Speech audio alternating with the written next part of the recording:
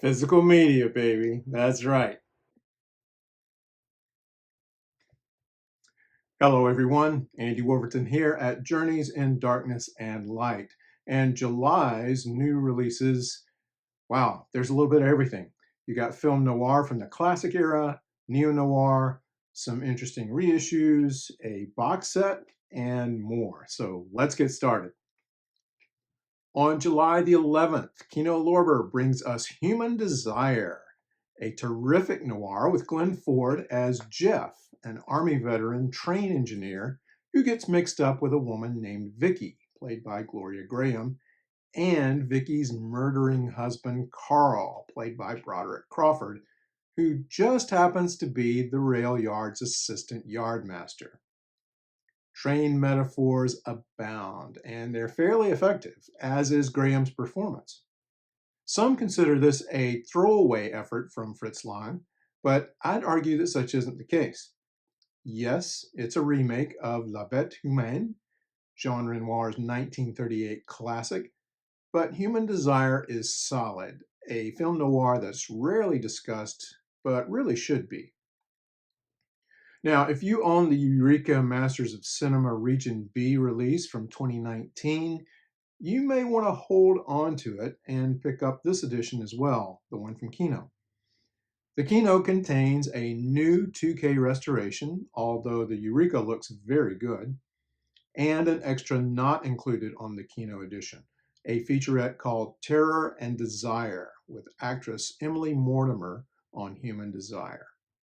You'll also get a trailer, reversible art, and a limited edition O-card slipcase. But if you don't have the Eureka, you'll be missing a 30-minute interview with critic and filmmaker Tony Raines discussing the film and a 40-page booklet with writing on the film. Tough choice. They're doing it again. Kino Lorber is coming out with their 15th volume of film noir, The Dark Side of Cinema series, all Universal films from 1957 and all struck from new 2K restorations. Now, some of you may be wondering, after 15 volumes, is Kino scraping the bottom of the barrel here? Let's find out. The set kicks off with Man Afraid, directed by Harry Keller. Televangelist noir? We don't see too much of that, but here's one. David Collins, played by George Nader, is a local televangelist who's really more of a regular minister, who, along with his wife Lisa, played by Phyllis Thaxter, catches a burglar in the room of his young son Michael, played by Tim Hovey. During the struggle, the burglar is killed and Lisa is blinded. But the father of the burglar, played by Edward Franz, begins putting the heat on the Collins family, including stalking young Michael. This black and white cinemascope noir, shot by Russell Meddy with music by Henry Mancini, may not sound like much, but it's quite compelling. The disc also includes a new audio commentary by film historian David Del Val and filmmaker David DeCocteau. Now, before we get into this next film, let's look at the four writers who put this picture together. Harry Ruskin, who wrote or co-wrote some of the films in the Andy Hardy and Dr. Kildare series, plus the 1946 Postman Always Rings Twice. DeWitt Bodine, who wrote 3 of the Val Lewton horror movies.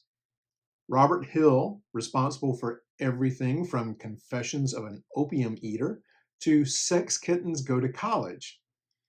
And finally, there's Gene L. Kuhn, who not only wrote The Killers, the 1964 edition, but also several episodes of the original Star Trek series.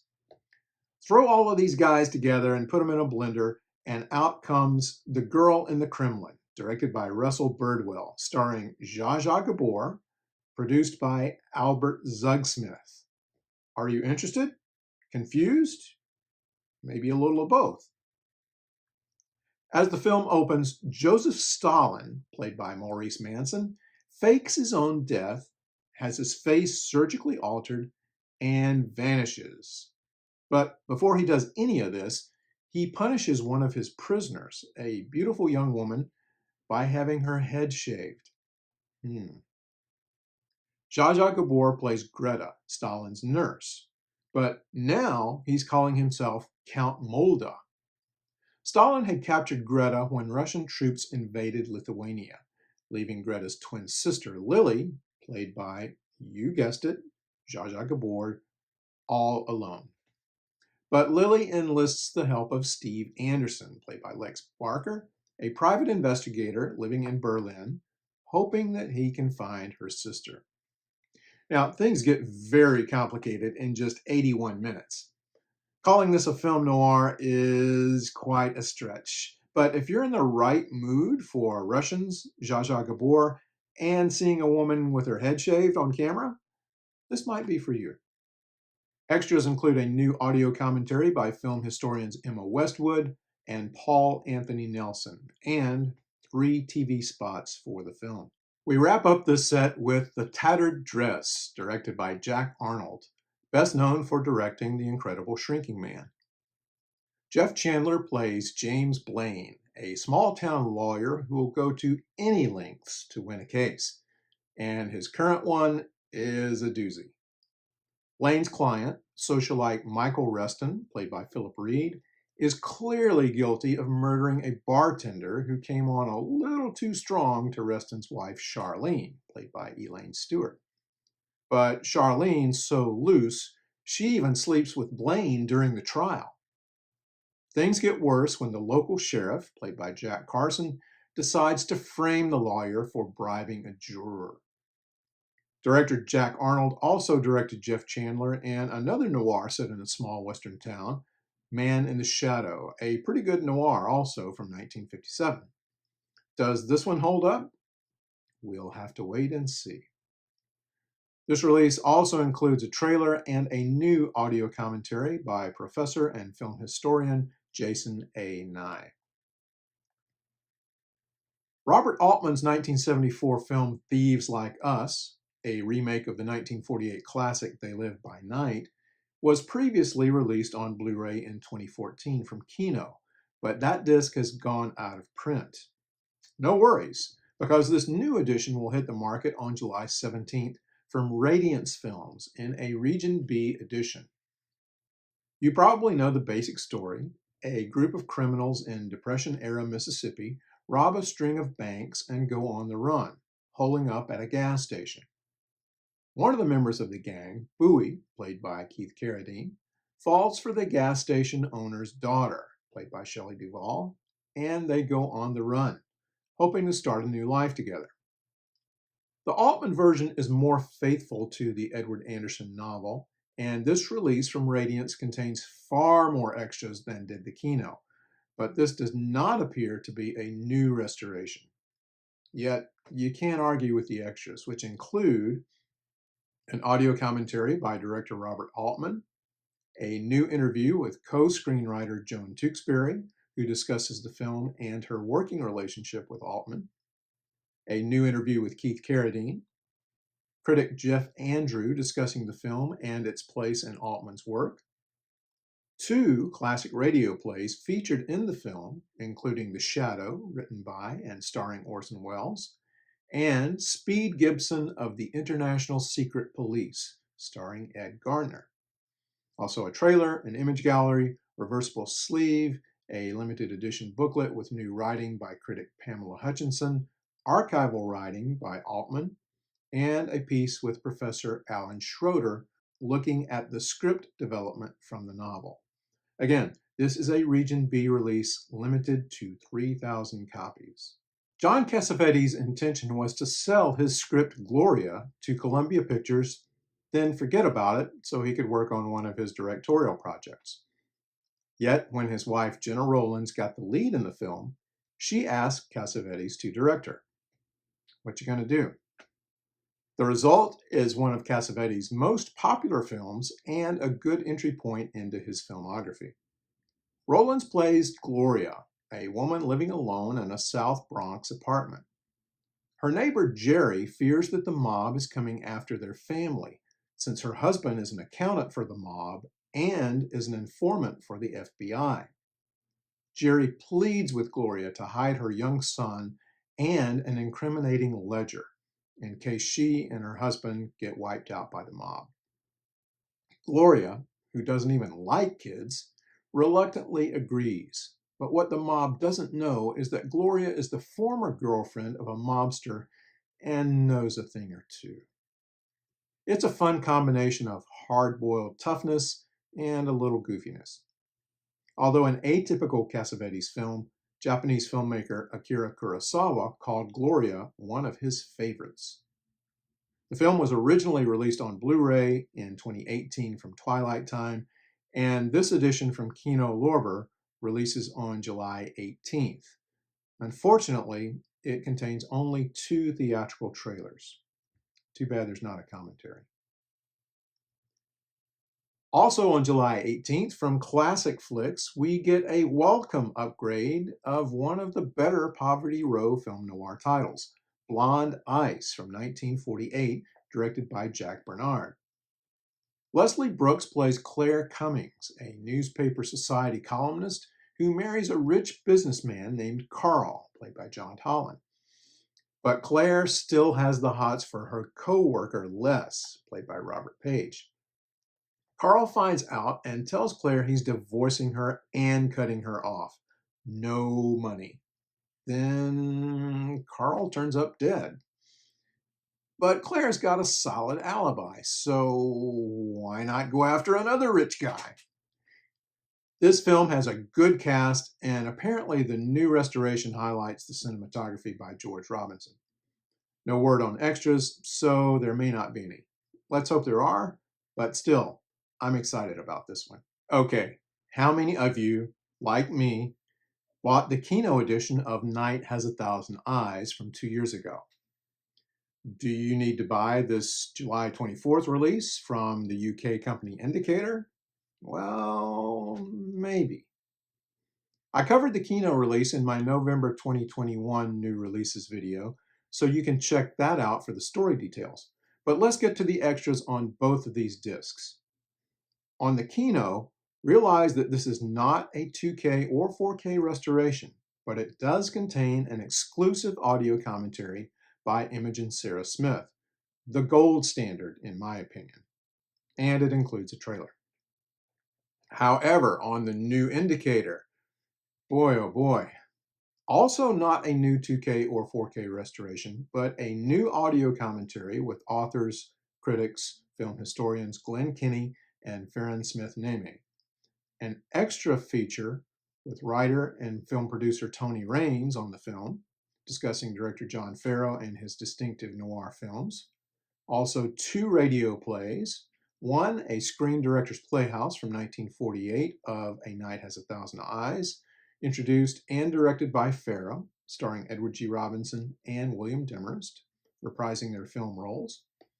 And another radio play from Suspense, The Man Who Thought He Was Edward G. Robinson, which is a lot of fun, starring the man himself, and it has an image gallery, subtitles, a limited edition exclusive booklet with a new essay by Jill Blake, archival interviews with actors John Lund and Gail Russell, an archival profile of screenwriter Jonathan Latimer, and an overview of contemporary critical responses and full film credits. Whew, wow, that's a lot of great stuff. Again, this is a Region B and is limited to 3,000 copies. I'm going to have to get this one as well. Next, a North American release of one of my favorite neo-noir films from the 1990s, maybe ever. It's Carl Franklin's One False Move from 1992, coming to us on July 25th from Criterion. A trio of criminals, Pluto, played by Michael Beach, Ray, Billy Bob Thornton, and Fantasia, Cinda Williams, are on the run after killing a Los Angeles drug dealer and his friends, also nabbing a load of cocaine and a bag of money. And they head for the southeast. One reason they're going there is to get as far away from LA as possible, but another reason is for Fantasia to visit her young son in Star City, Arkansas. But the LA cops who are tracking the trio decide to send a couple of detectives in to haul in the trio and bring them back to LA. Informing the local small town chief of police, Dale Hurricane Dixon, played by Bill Paxton, that they're arriving and for him to stay out of the way, let us handle this, doesn't go over so well. Dixon has no intention of stepping aside. This is his big chance. But he soon comes to realize he has a connection to this trio that's going to complicate things. Again, this is a terrific noir that was in danger of getting no promotion upon its release. In fact, the word is the studio had such little confidence in the film that they seriously considered releasing it direct to home video. But these two guys, Gene Siskel and Roger Ebert, kept giving the film positive coverage, leading to a great word-of-mouth campaign that's actually still going on. Now, let's talk about this new Criterion release and compare it to a release from last year from the Australian label Imprint/Via Vision. It was called After Dark Neo-Noir Cinema Collection 1, which included One False Move and 5 other films. I mentioned this set very briefly on my June 2022 video, and as far as I know, the films in that box set have not been released individually. So let's take a look at last year's release from Imprint, and that is a region-free release, but it is not a new restoration. So you can take a look at the graphic there and see that it's got lots of extras: Feeding the Soul, Finding My Voice, Truth and Rhythm, all of those with stars and film editor from the film. Another called Hurricane and Fantasia, which is a video essay about the film. 2 audio commentaries, one that's archival from director Carl Franklin, and another commentary which is brand new with Shaka King and Brandon Harris. Now, Blu-ray.com says that the individual release, which hasn't happened yet, contains a 60-page booklet with essays by critics Walter Chaw and Peter Galvin. If you get the box set, supposedly there is a 90-page booklet. Those essays may be included, they may not. I have not bought the set, so I don't know. But if you have and you can settle that for us, that would be great. So the Criterion release, the new one, comes in 2 versions. You can get it in 4K or you can get it in a regular Blu-ray. Now, this is a 4K restoration, a new 4K restoration, which the Imprint is not. You also get the commentary, the archival commentary with Carl Franklin. You get a new extra. Carl Franklin and Billy Bob Thornton discuss the film for about a half hour. You get a trailer, and you get one of Criterion's famous leaflets featuring an essay by author William Boyle, as well as technical credits. So it's a toss-up. You're going to get a lot of extras with the Imprint. But again, right now you have to buy the entire box set to get it, or you can get the Criterion. It's tough. Nobody said this was going to be easy. So that should keep you busy for a while. And if I hear of any more releases, I will let you know. Also be aware that sometimes release dates change. I will also let you know if that happens. So if I've missed anything, just let me know. And if you enjoy my videos and articles on my website and would like to support me, you can send me hundreds of dollars or buy me a coffee. I'll take the hundreds of dollars too if you want to do that. You can go to www.buymeacoffee.com/A. Wolverton and then add a capital T on the end there. And I'd like to thank my 2 newest friends who have bought me coffee, Jen and Scott. Thank you, Jen and Scott. I really appreciate it. Thanks again for watching. Everybody take care, stay safe, and watch some great film noir. I'll see you next time.